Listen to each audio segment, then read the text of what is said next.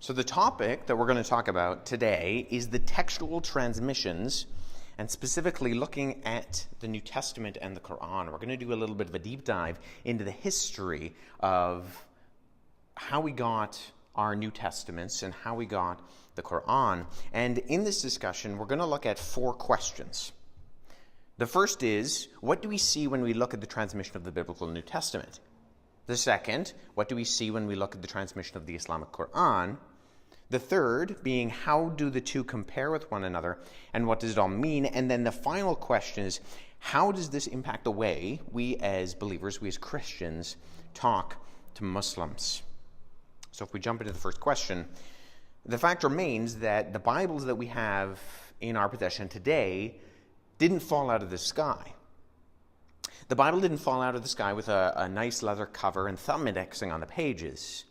It has a history. In particular, the reason we have our modern translations of the New Testament are because we have manuscripts. We have these handwritten copies of the Greek New Testament and other translations that exist that we can look at. Now, in particular, we have 6,000 handwritten Greek manuscripts. That's an approximate number. The number is something closer to 5,800. But let's say for argument's sake, we have these 6,000 handwritten Greek manuscripts, and that's everything from the 2nd century to the 17th century. So everything from the 2nd century with our oldest manuscripts, and then on to the 17th century and the 1600s with the invention of the printing press. So we're referring to specifically handwritten Greek manuscripts. The average size of these Greek manuscripts is 459 pages, which means we have 2.6 million pages of handwritten Greek manuscripts. That's a lot of content. Likewise, if you add in the Latin, there are 10,000 Latin manuscripts. And if you add in all the other translations, the Sahidic, the Bohairic, the Old Church Slavonic, etc., what you have there is a collection of 24,000 handwritten manuscripts. And the New Testament specifically is what's referred to as a free transmission. This is why we have so many manuscripts. And I'll go into this a little bit later in terms of a more formulaic description of what a free transmission is. But for argument's sake right now, what I want to outline is what I'm referring to as the 3 facts of a freely transmitted text. And the first fact is that the more manuscripts one has, the more variants one will have, right? If you only have one copy of a book that exists, how many differences in the manuscript tradition do you have? Well, none, right? Because you only have one copy. So you have nothing to compare it to, so there are no differences. Likewise, if you only have one witness, you will have no textual variants, as I just said, but you will likewise have a little basis upon which to believe you have the original text. For example, a text like Beowulf, we have one copy of Beowulf. And the only reason we have it is because it was preserved when there was a fire in the building that housed it, and it was thrown out the window. Which means that we have to trust that what that copy of Beowulf is what the original story of Beowulf represented. Now, we have no idea if that's true because we have no exemplars. We have nothing to compare it to. Third, the more witnesses you have, the more confidence you have that you possess the original. Because you can look and you can compare and you can trace the original back. Now, let me give you a specific example as to why a free transmission is better. In 1631, a printing of the King James Bible suffered a bit of a typist error. At Exodus 20:14, the word not in the sentence, "Thou shalt not commit adultery," was omitted. The result was the commandment, "Thou shalt commit adultery." Now, this resulted in a printing which was known as the Wicked Bible. And upon realization of the error, the majority of these Bibles were immediately burned. However, a number still exists today and are famously known as the Wicked Bibles, as I said, and can be found in collections around the world. But what if the Wicked Bible were the only copy of the Bible that contained the 10 Commandments? What if it was our only copy that we had that contained that section of Exodus? Or what if it was one of two? One that said, thou shalt commit adultery, and one that said, thou shalt not commit adultery. The fewer manuscripts we would have, the harder it would be to know what the original text was. You see, the fact remains that the more copies that exist, the easier it is to reconstruct the text. So I've already outlined that the more manuscripts that you have, the more variances you have. So how many variances are we dealing with the Greek New Testament? Well, in order to understand that, we need to understand, the first step is to outline how many words are in the Greek New Testament. Now, there are approximately 140,000 words. There's 138,162, but who's counting? So if you have 140,000 words, how many differences do you think are in the manuscript tradition? Couple of hundred, couple of thousand? Well, actually, the number is 400,000. Now, that looks like bad news, right? You have 140,000 words, you have 400,000 differences in the manuscript tradition. That sounds like bad news. And that's taking a liberal estimate, but I think that the 400,000 number is a good number. It's actually pretty accurate. But what we need to know specifically is the fact that of those 400,000, 99% have no impact on the meaning of the text. A lot of them are what referred to as a minor textual variance. For example, one of the most common is what's referred to as the movable nu. The movable nu is a grammar rule in Greek, specifically in Koine Greek, the Greek that the New Testament was written. And it's similar to a rule that we have in English. In English, you say an apple, not a apple. Or at least you're supposed to say an apple and not a apple. Well, we have a similar rule in Greek where if you can put an N on the end of a word if the next word starts with a vowel.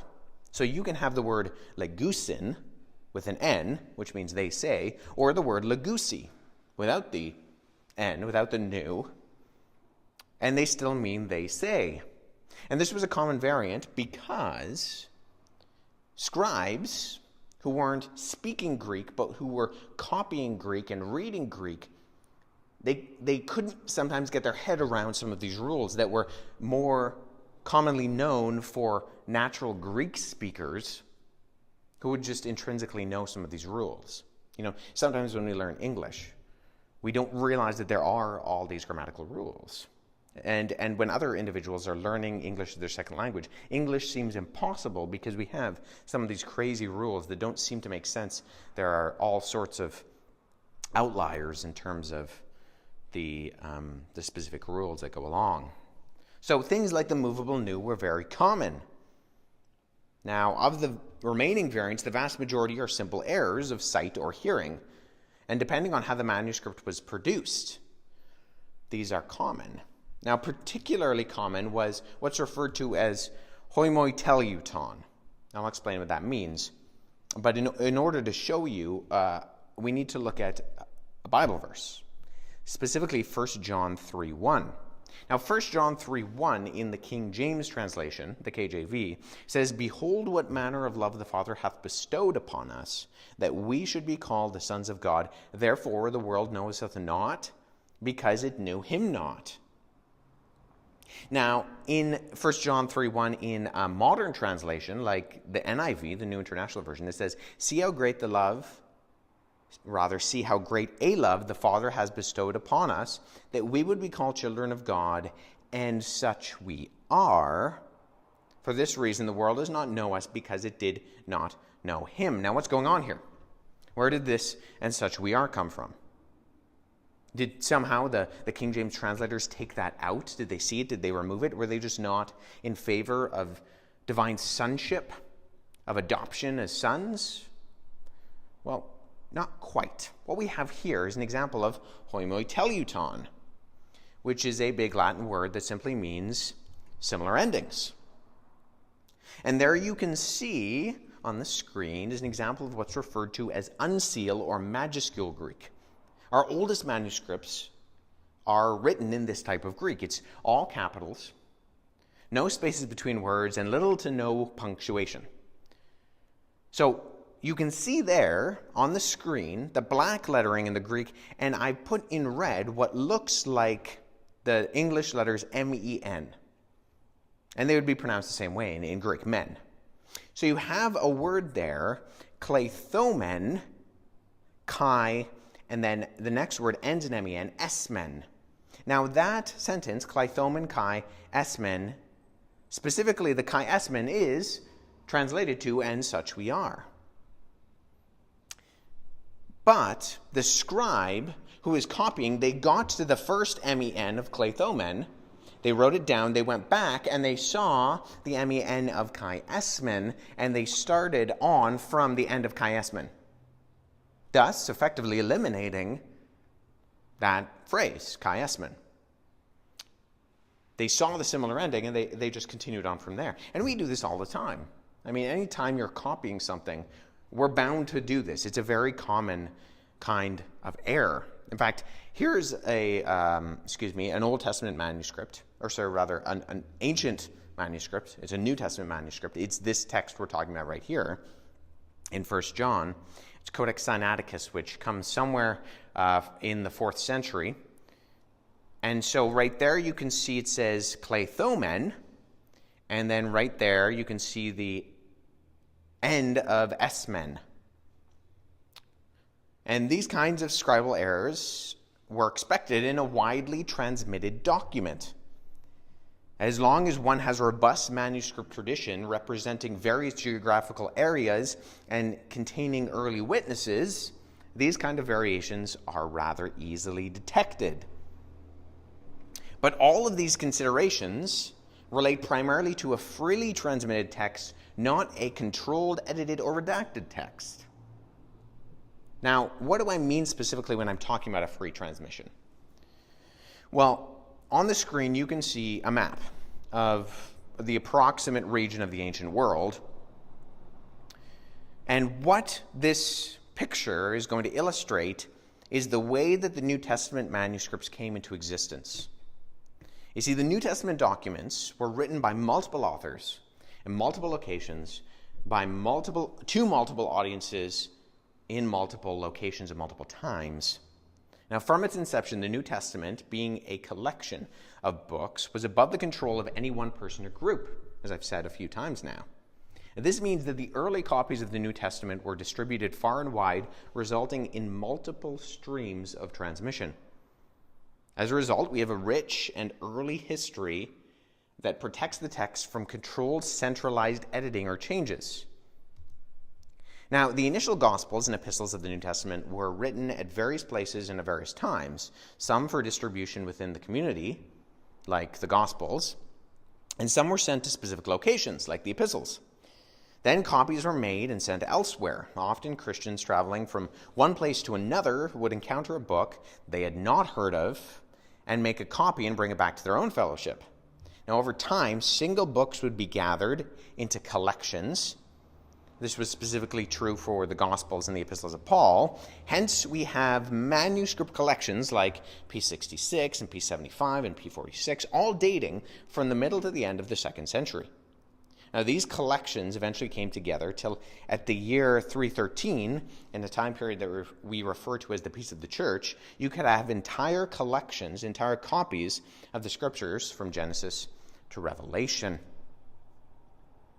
And this is what we mean when we talk about a free transmission. A free transmission is a text whose transmission is not controlled by any external authority, such as the government, being widely copied without constraint. Now, this is in juxtaposition, this is in contrast to a controlled transmission, which is a text whose transmission is one that is copied under the guidance of an external authority. Now, there's also something else we need to keep in mind, is the fact that the New Testament shows what's referred to as multifocality. Now, sometimes when you hear skeptics refer to the history of the New Testament, they'll refer to, say, the telephone game. Right? In Europe, it's called Chinese whispers, which just seems politically incorrect. But what it is that I whisper into your ear, And you have to whisper into the next, and the next, and the next, and the next, till we get to the end of the line. And in the game, when you get to the end of the line, the message that was originally whispered in your ear, when it's back there, it's all messed up. It's gobbledygook. And some people use this as an illustration of how we got the Bible, you know. It was passed on from one ear to another. But that's what's a good example of a single line of transmission, and specifically a single line of transmission that's purposefully trying to corrupt the text, right? There are rules. You have to whisper. You can only say it once. These types of things. There are control factors in, if you want to call it the transmission history, to make sure that the message at the end is a little bit messed up. But it's vitally important to realize that the transmission of the text of the New Testament did not follow a single line of transmission.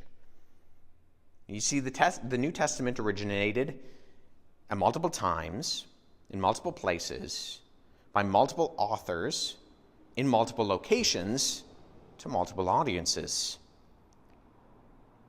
And this is key to remember. And this is an example of what we call tenacity. Tenacity meaning that as a result, we can look forward to finding even earlier manuscripts of the New Testament documents, as the free transmission of the text has provided us with a solid basis for asserting that we continue to possess the original reading. The transmission of the New Testament text tradition is categorized by an extremely impressive degree of this tenacity. Once a reading occurs, it persists with obstinacy. In other words, it's not going away.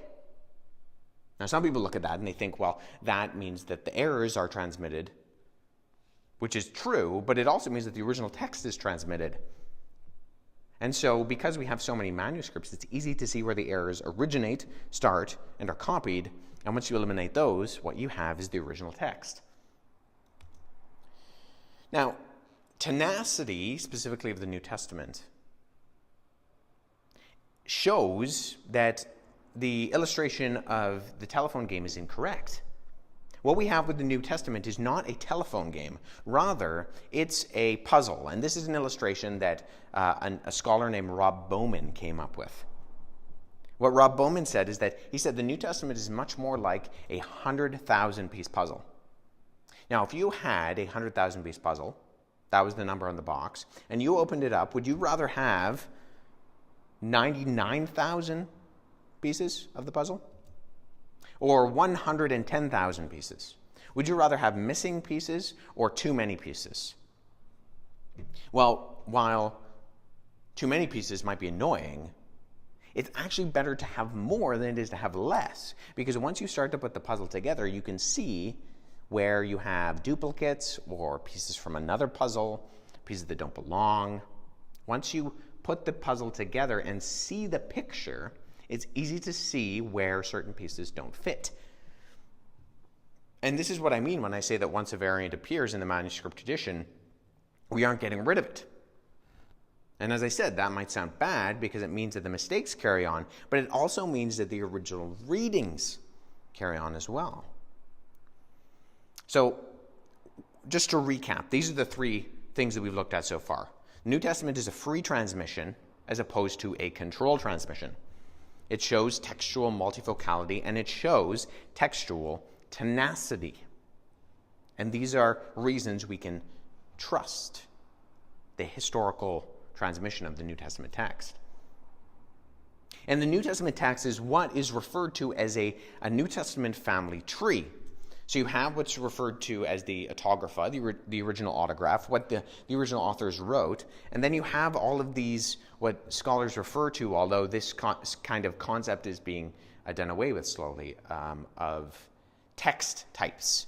The Alexandrian text type, and the Caesarean text type, and the Western text type, and the Byzantine text type. And you have all these other branches that fall in with the Sahidic, the Bohairic, the Old Church Slavonic, the Old Latin variations. Because, you see, the Bible isn't one book as much as it's a collection of books. Specifically, 66 books written over approximately 1,600 years on 3 different continents by close to 40 different authors in 3 different languages. 2 major languages, Greek and Hebrew, and 1 minor language, Aramaic. There are about 12 chapters of the Old Testament that are in Aramaic. Now, if we compare this to the Qur'an is one book. It's one book written and compiled over the period of about 25 years in one location by one author in one language. If we're going by the traditional Islamic literature, the author is Muhammad, the location is Saudi Arabia, and the language is Qurayshi Hijazi script Arabic. And the Qur'an makes certain assertions about itself. It makes assertions like what we see in Surah 15, verse 9, where it says, "Indeed, it is we who sent down the Qur'an, and indeed, we will be its guardian from corruption." Surah Al-Hijrah. And you have certain members of the Islamic community, like Mazar Qazi, who say in their publications things like this. He says, quote, "Muslims and non-Muslims both agree that no change has ever occurred in the text of the Qur'an. The above prophecy for the eternal preservation and purity of the Qur'an came true not only for the text of the Qur'an, but also for the most minute details of its punctuation marks as well. It is a miracle of the Qur'an that no change has occurred in a single word, a single letter of the alphabet, a single punctuation mark, or a single diacritical mark in the text of the Qur'an during the last 14th centuries." Now, is that true? Well, that's a common assertion by many Islamic apologists, many Islamic clerics, even a handful of Islamic scholars. But the fact is, when we weigh the evidence, when we look at these things, it's not that simple. In fact, we can look at the manuscripts themselves. There are manuscripts that have been discovered. For example, the Qur'an Apologist. A palimpsest is the name of a manuscript that has been copied, and then it's been washed clean and something else has been written on top. Because of the technology we have, specifically with infrared, we can look at the text underneath, the text that used to exist. And so we can look at manuscripts like the Qur'an Palimpsest, and we can see that there's writing underneath that does not match the writing on top. There's been correction made, and not just correction in diacritical marks, but correction in the text as a whole. And then there are older manuscripts like the discovery in 2015 at Birmingham University that's now referred to as the Birmingham Qur'an. We can look at these and see that there are textual variations, as there are in any ancient text. This shouldn't be surprising. And the fact is, even in modern Qur'ans, there are differences. There are different versions of the Qur'an in the Arabic. There's the Hafs Qur'an, which 97% of Muslims, that's what they're reading around the world. And then you have the Warsh Qur'an, which 3%, mainly in North Africa, are reading the Warsh printing. And specifically, the Hafs Qur'an, the Arabic Qur'an that the majority of Muslims are reading today, is a 1924 Egyptian printing of the Hafs Qur'an.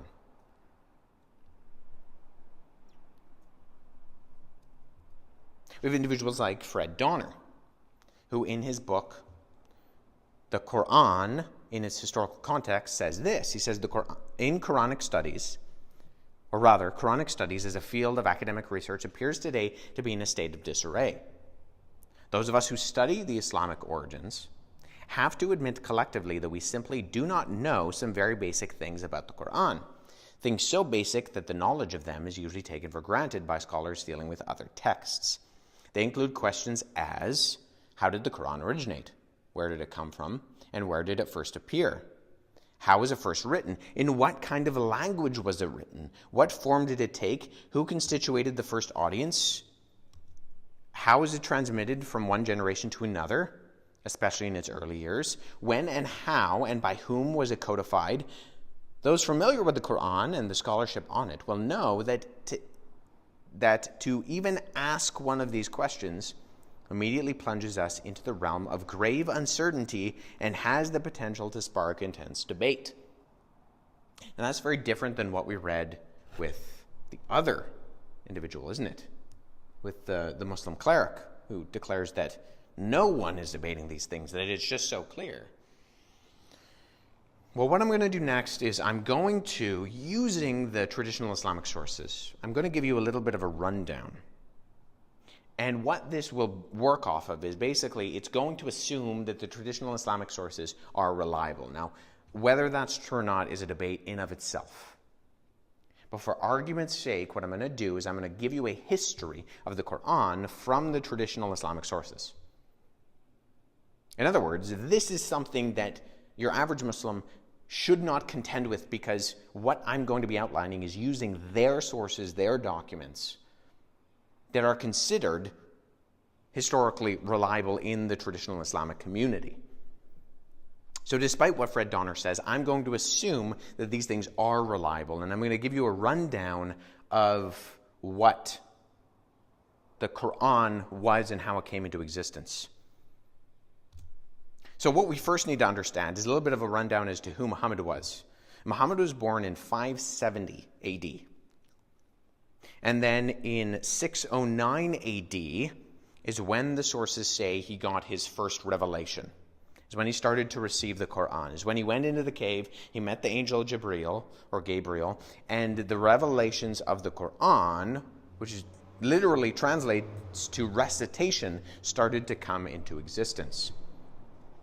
In 622, Muhammad is said to have fled to Medina because, as the story goes, he's preaching monotheism in Mecca, and Mecca is a predominantly polytheistic culture. He's preaching monotheism, and the polytheists are getting mad at him. So he flees to Medina, and then he develops a following, and in 630, he goes back and he overthrows, peacefully, but he overthrows Mecca in 630. And then Muhammad dies in 632. So that was a very, very flyby of Muhammad's life. Well, it's between these years, between 609 and 630, that the Qur'an is revealed, quote unquote revealed. And so Muhammad dies, and you start to have arguments.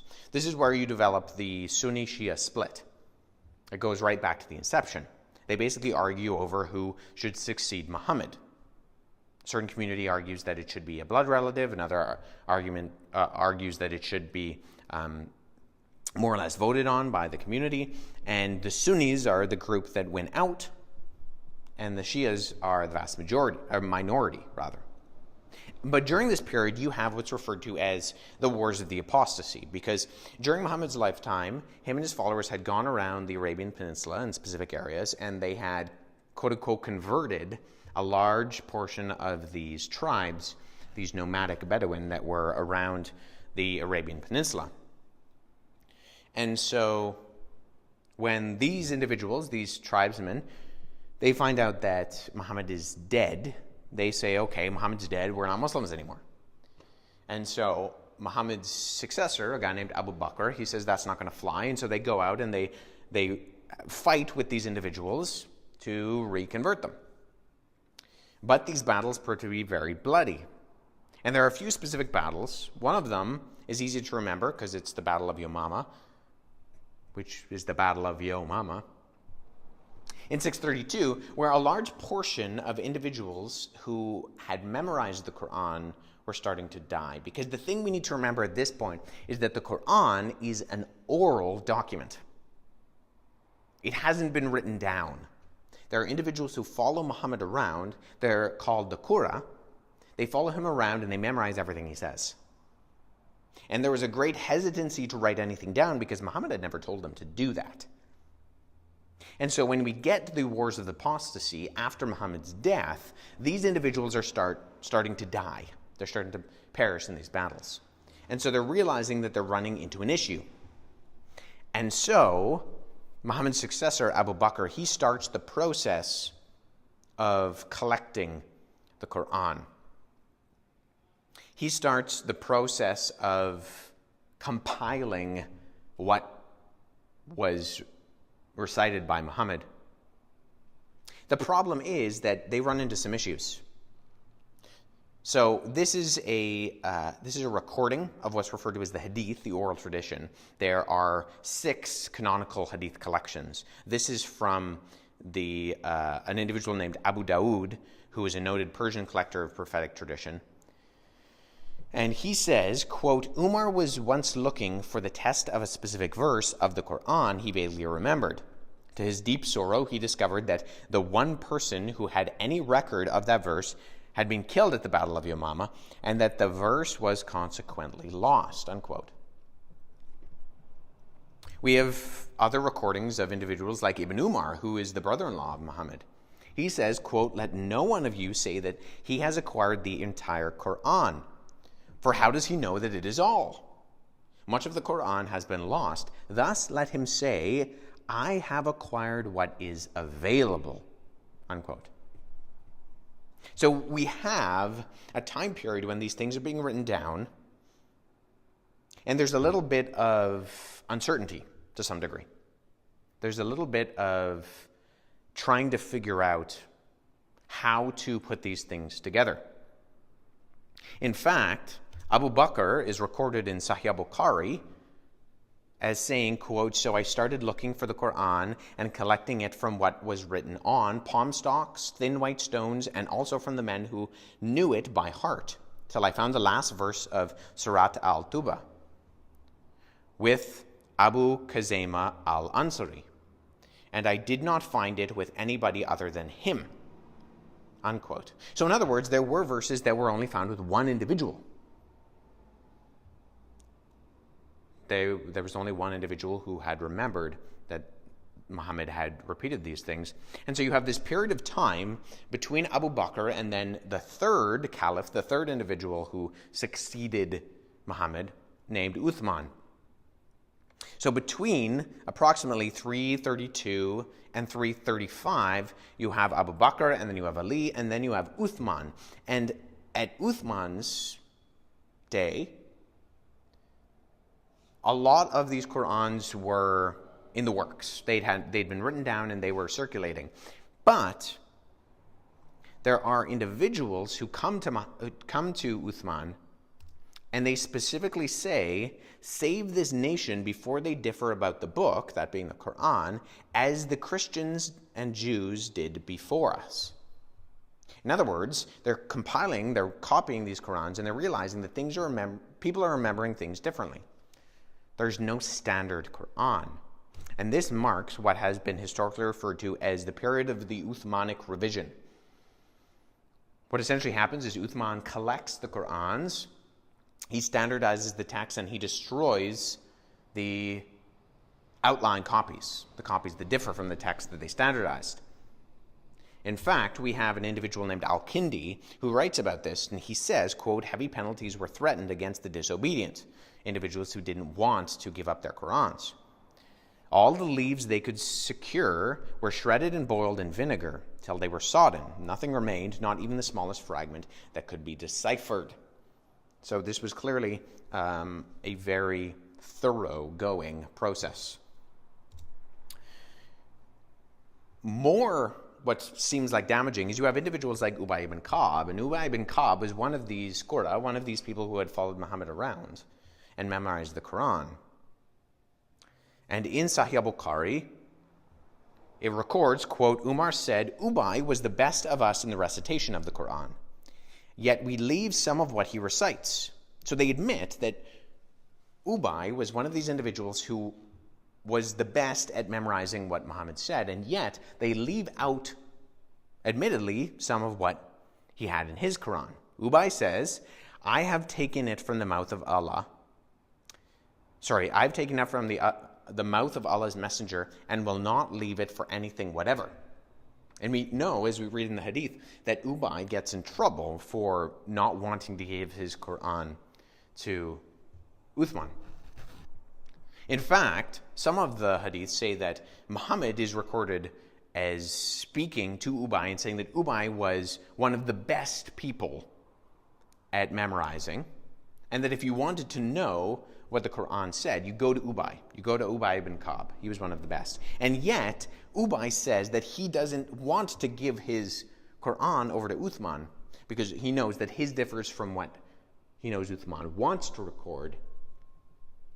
And so one of the best reciters, one of the best memorizers of the Qur'an, someone who Muhammad is said to have said, go talk to Ubay if you want to learn the Qur'an, his Qur'an differs with the final amalgamation of what we refer to as the Qur'an. So just to backtrack, with the New Testament, we have this New Testament family tree, which is representative of a free transmission. Multiple copies to multiple audiences, by multiple authors, at multiple times, in multiple locations. But in contrast, when we look at the Qur'an, we're not dealing with a manuscript family tree. We're dealing with what I refer to as a manuscript beanpole. So the original Qur'an was an oral Qur'an, and it was memorized by Muhammad's followers. And then there were certain copies that were written down. And then you have the process of the Uthmanic revision and getting rid of these other copies that differ. And then you have a beanpole. You have a single line of transmission that's controlled by a group, and specifically an individual, Uthman. And that's not to say that you don't have some sprigs that go out here and there and sort of branch off from what the official one is. But largely you have what looks like a perfect example of a controlled transmission. The New Testament is a freely transmitted text. The Qur'an is a controlled text. Now, what does this all mean? Well, if we look at the history of the New Testament, we have what's referred to as the textual apparatus. And in the textual apparatus, what we see is what you have on the screen there. So you have the Greek at the top, and then you have what's at the bottom here, which is referred to as the apparatus. So this is an eclectic modern Greek New Testament.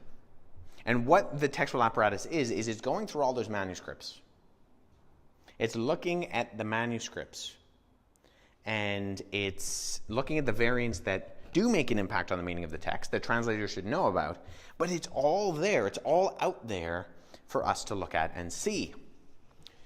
But there is no eclectic text for the Qur'an. It doesn't exist. So what does this all mean?